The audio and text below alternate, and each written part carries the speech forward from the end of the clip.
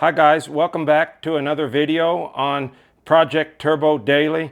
Today's video will be the third part of the Corksport Downpipe install. This will be the impression video, the afterthoughts of how I've liked or enjoyed the modification.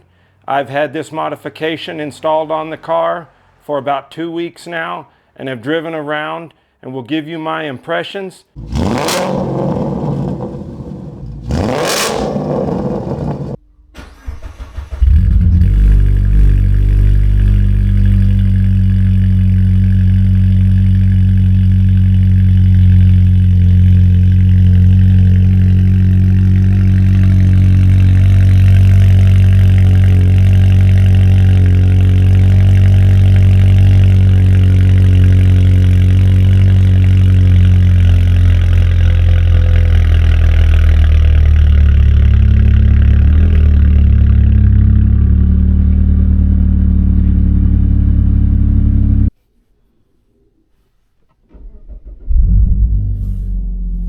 This will be my first POV video that I have ever done. Please let me know if you enjoy this kind of content.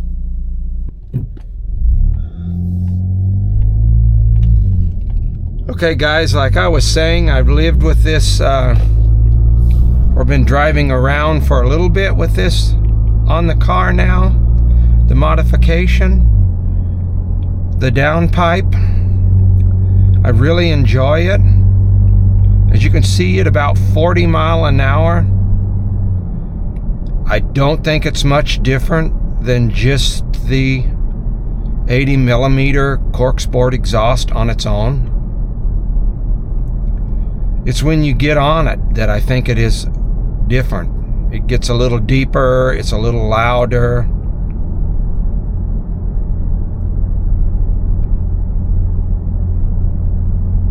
Again, this is about 45 miles an hour.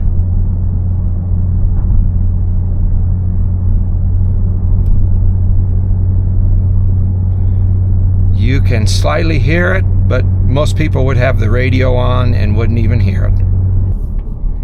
It appears that we've warmed the motor up to normal operating temp. So getting on the highway, I will get on it a little bit so you can hear what it sounds like.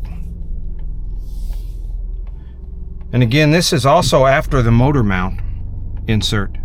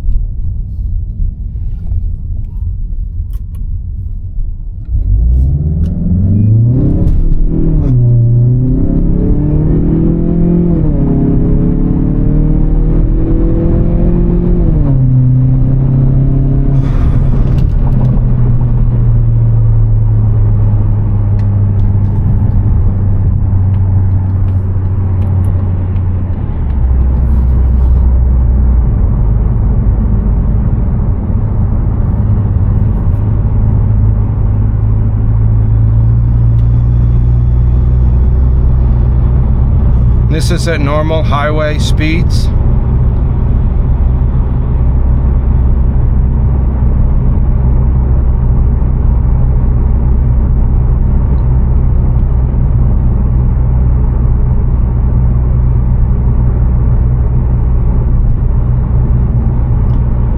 About 60-ish miles an hour.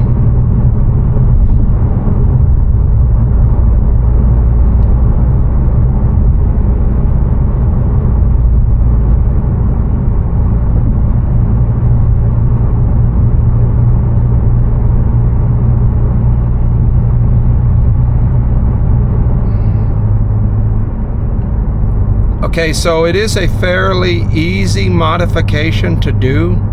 You just have to have the tools and the time. It takes about 3 to 5 hours on average and is moderate.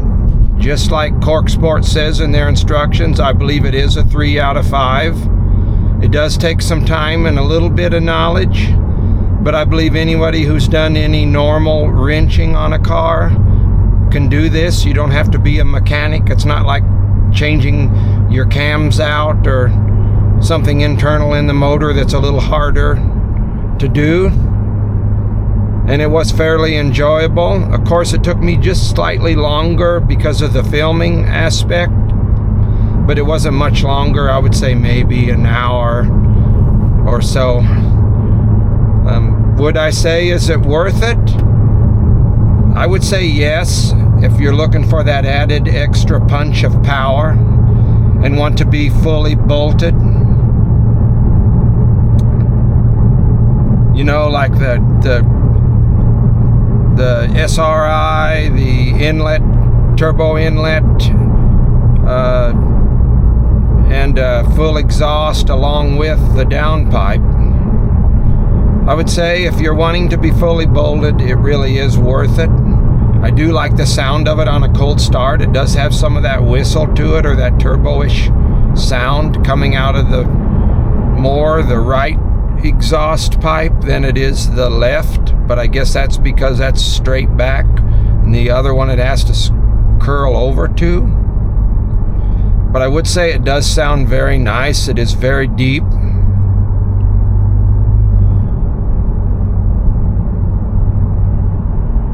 I do think it added a little more extra grunt or a little more extra power.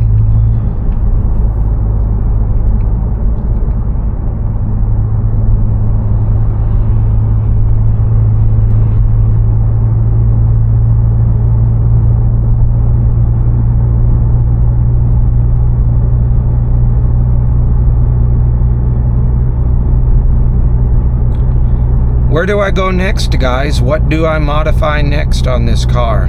Maybe some tinted windows, lower it a little bit, some aftermarket wider wheels and tires. I was thinking something on the lines of 18 by 8.5 with a 35 or 38 offset, with maybe some 245 40 18s. From my research, it looks like a 245 40 18 is almost the same rolling radius as the 215 40s. If you Google it, that's what you come up with, the closest tire. I know it's a lot bigger. Maybe the handling will improve. Not sure if they'll weigh more, as the rims would weigh less, but the tire is bigger. And the rims might not weigh a lot less because they're bigger and wider, so it might equal out in the end. Mostly, I guess it's for looks and handling.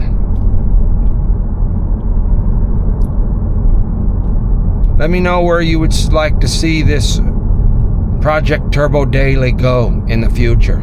Please comment below in the video.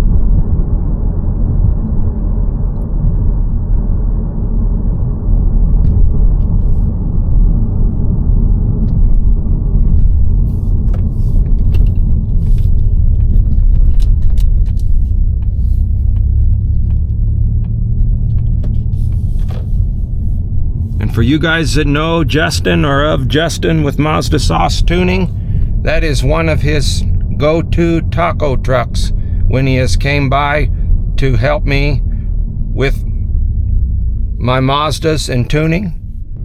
I will let you know that in a future video I will be doing a similar style video to this in Project ND, as I do have the Mazda Sause tune in it. And we'll drive around and give impressions on it as well.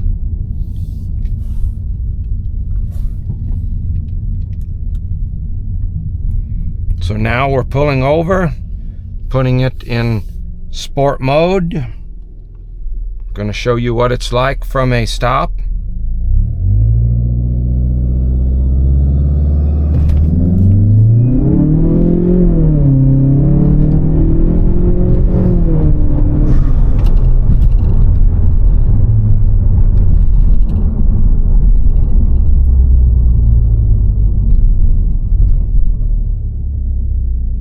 Woo!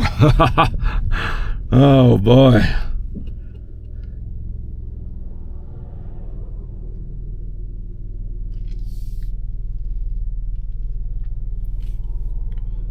Very enjoyable. A lot of people ask me why I mod my cars, and I modify them to be different.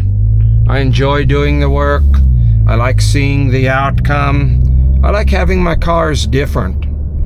I don't want the same car that every other Mazda 3 guy or gal has. It's kind of getting hot out here for the time of the year it is.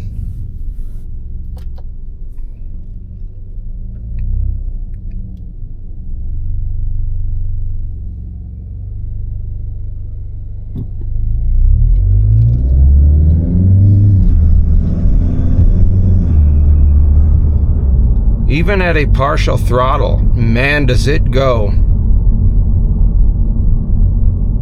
So, most of the mods, if not, I think all the mods I've done to this car have been performance mods.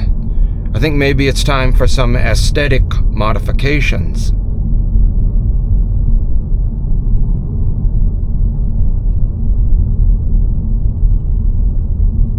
Do any of you guys that are watching this content have an ND Miata or a Mazda 3? Please comment below and let me know what you're doing to your car. I would like to know where you're at in your car journeys, your modification journeys.